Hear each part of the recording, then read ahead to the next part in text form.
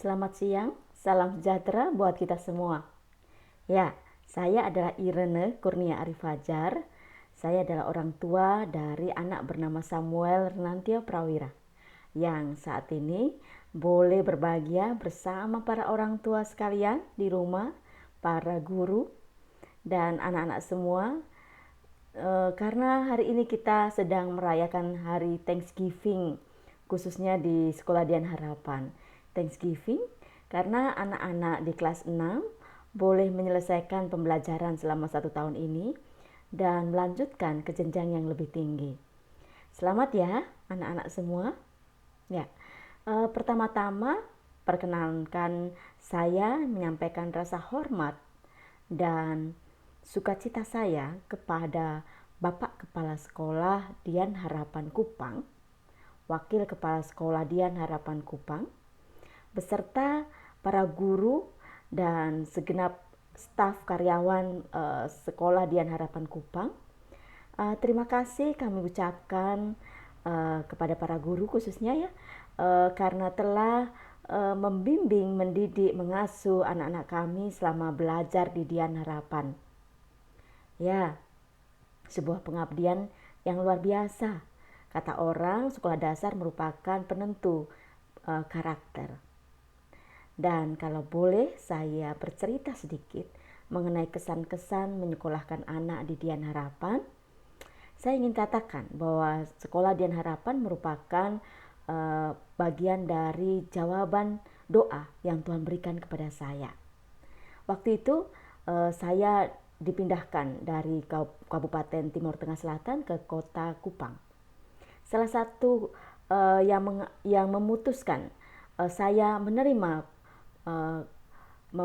promosi tersebut di pekerjaan saya adalah adanya pilihan untuk mendapatkan sekolah yang lebih baik bagi anak saya.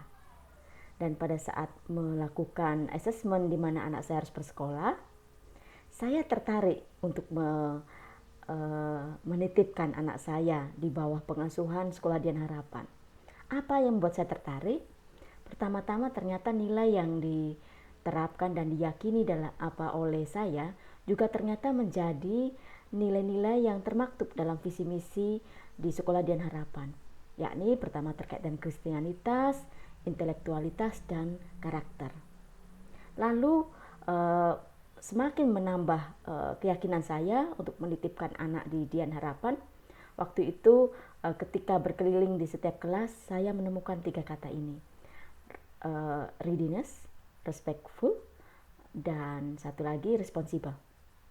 Berharap dengan harapan itu, saya berharap anak-anak saya pun dan teman-temannya sedang belajar bagaimana memiliki rasa tanggung jawab, bagaimana selalu memiliki sikap kesiapsiagaan, punya rasa tanggung jawab yang paling utama, dan mempunyai rasa hormat baik kepada dirinya sendiri, kepada teman-temannya, kepada orang yang lebih dewasa, kepada orang tua, kepada para guru, dan terlebih kepada Tuhan. Itu yang mendasari saya. Kemudian waktu terus berlanjut, hal yang membuat saya semakin kagum dan kemudian sering saya sharingkan di rekan kerja saya sendiri maupun bahkan di media sosial saya menyampaikan bahwa sekolah ini merupakan mitra saya, partner saya di dalam mengasuh anak. Di saat saya juga memiliki kesibukan lain, mendampingi anak-anak di wilayah yang tersebar di seluruh wilayah Nusantara Tenggara Timur. Ya, pertama-tama waktu itu saya melihat, wow, sekolah ini mempunyai agenda yang tiap hari saya bisa mengetahui perkembangan anak saya, besok belajar tentang apa, bahkan kemudian hal-hal apa saja yang harus disiapkan dan sebagainya, itu anak dilatih untuk menuliskannya di dalam agenda. Berikutnya yang kedua adalah terkait dengan laporan terkait dengan metode belajar yang lebih tepat untuk diberikan kepada anak saya. Sekolah mencoba mengembangkan pemberian metode yang lebih seimbang untuk bisa merata diberikan ke berbagai bentuk cara belajar pembelajaran setiap anak. Ada yang kinestetik, ada yang kemudian visual, ada yang kemudian belajar melalui mendengar, itu sekolah memberikan laporan secara periodik kepada kita. Hal itu menambah pengetahuan saya, menambah keyakinan saya, dan kebahagiaan saya untuk lebih memahami anak saya. Dan saya terbantu di situ.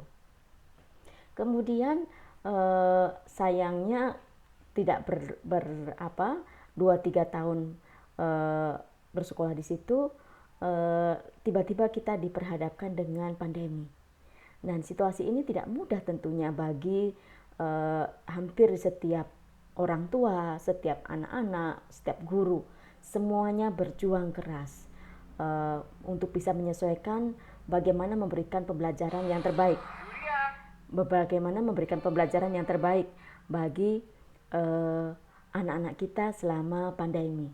Ya, untuk guru-guru, bagaimana mengelola metode yang lebih baik, yang lebih tepat, yang lebih menyenangkan buat anak-anak karena harus secara online. Untuk orang tua, kemudian orang tua harus bisa lebih mendampingi anak-anak. Kita jadi mengetahui karakter anak kita seperti apa. Kita jadi mengetahui kelemahan-kelemahan dia dan kekuatan-kekuatan dia di saat dalam belajar. Yang selama ini semuanya itu dilekatkan pada guru. Kita mengatakan, oh itu tugas guru. Padahal itu juga sebetulnya tugas kita sebagai orang tua, sebagai pengasuh dan pendidik utama bagi anak-anak kita. Dan di masa-masa pandemi ini bersyukur karena ternyata anak-anak kita yang bergabung bersama Dian Harapan juga boleh tetap mendapatkan pendidikan yang terbaik meskipun di masa yang tidak normal, di masa-masa yang tidak pada semestinya. Ketika yang lain mungkin saya masih melihat anak-anak tidak memiliki pendampingan yang serius dalam belajar. Bahkan saya sendiri bersama organisasi di mana saya terlibat di dalamnya melakukan riset tantangan-tantangan anak di masa pandemi dalam hal belajar, dalam hal pengasuhan, di dalam persoalan perlindungan anak, kesehatan dan sebagainya. Di dalam hal belajar mereka mengalami kendala untuk mendapatkan akses belajar karena keterbatasan kepemilikan HP, laptop atau alat kerja secara online, secara pembelajaran jarak jauh. Lalu kemudian metode yang diberikan guru pun juga tidak selalu bisa diterima dengan baik oleh anak. Lalu kemudian mereka juga memiliki tantangan untuk bisa mendapatkan pendampingan yang baik dari guru maupun sekolah. Banyak sekali yang kemudian saya temukan di situ. Namun selama pandemi ini saya cukup meskipun memiliki kendala-kendala, tetapi itu tidak menjadi cukup berarti karena baik guru maupun sekolah dan orang tua dan anak-anak kemudian bagaimana menciptakan kerjasama yang baik. Tentu situasi ini tidak sama. Saya yakin ada yang memiliki tantangan yang lebih berat, ada yang mungkin lebih ringan, ada yang mungkin situasinya sama seperti saya, masing-masing kita memiliki situasi yang berbeda. Tetapi apa yang sudah disiapkan oleh Dian Harapan menurut saya itu sudah luar biasa ya, mulai dari meningkatkan kapasitas para gurunya dengan kelas dojonya waktu itu, terus kemudian mempersiapkan bagaimana menggunakan Teams, mempersiapkan kapasitas parenting, termasuk mempersiapkan kapasitas para murid-muridnya. Dan untuk bisa menerapkan ke para murid-murid atau anak-anak tidak serta-merta langsung boleh diterapkan, tetapi juga ada penyesuaian-penyesuaian terlebih dahulu. Terima kasih untuk hal itu tersebut. Saya pun bertanya kepada anak saya, apa sih yang kamu sukai selama masa pandemi ini? Menurutnya, ia senang karena selama pandemi boleh mempelajari berbagai macam teknologi di dalam pembelajaran yang diajarkan oleh Pak Tri. Terima kasih Pak Tri, anak saya boleh belajar tentang Canva, boleh belajar tentang berbagai macam ya, saya nggak hafal juga macam-macam, ada berbagai macam bentuk presentasi, blogger dan lain sebagainya. Saya nggak hafal dan bahkan saya pakai metode yang diberikan Pak Tri tersebut untuk pekerjaan saya juga gitu ya. Terus kemudian itu sih yang saya rasakan gitu ya. Berikutnya mungkin saya ingin sampaikan pesan-pesan buat anak-anak kita yang sudah mulai masuk ke tingkat SMP nanti. Pertama-tama saya ingin kasih tepuk dulu buat anak kita. Tepuk good job Ya, nanti kita belajar bersama ya. Ayo kita sama. Tepuk good job, G double O D J O B, good job, asik. Good job, asik. Good job, asik. Ya, ya good job ya. Tepuk itu sering saya ajarkan ke anak-anak yang seusia sebaya dan teman-teman semua, anak-anak semua. Good job karena sudah melewati selama 1 tahun lebih belajar secara online di masa pandemi. Bahkan kita juga belajar dari dalam situasi bencana juga ya, bencana Seroja, jadi ada bencana di atas bencana yang sedang berlangsung kemarin, dan kita tetap bisa menyelenggarakan proses pembelajaran yang baik, mengikuti proses ujian dengan baik, begitu. Meskipun ada tantangan selama proses pembelajaran, kita ditantang untuk bisa tetap jujur, gimana kita ditantang untuk fokus, kita ditantang selama masa pandemi ini untuk bisa menggunakan alat media digital dengan lebih baik gitu ya. Kita ditantang untuk bisa tetap menghormati guru, menghormati proses pembelajaran meskipun online gitu ya. Selamat ya, adik-adik semua, anak-anak semua sudah melewati itu. Pesan-pesan berikutnya adalah di masa ketika memasuki SMP, anak-anak juga akan memasuki masa pra-remaja. Dan juga ada tantangan tadi ya, dengan derasnya arus digital. Arus digital penting untuk kita mampu menguasai ketiga hal, atau menguasai diri karena kita sudah memasuki masa remaja yang tidak mudah, bagaimana kita mampu mengelola emosi, bagaimana mengelola waktu, bagaimana mengelola pembelajaran kita dengan lebih baik. Bahkan nanti kita sudah mulai masuk ke SMP dengan teman-teman dan lingkungan yang baru gitu ya. Beberapa sudah mulai menerapkan pembelajaran secara terbatas. Itu pun kita juga harus bagaimana memastikan selama proses belajar nanti tetap menggunakan protokol yang ketat.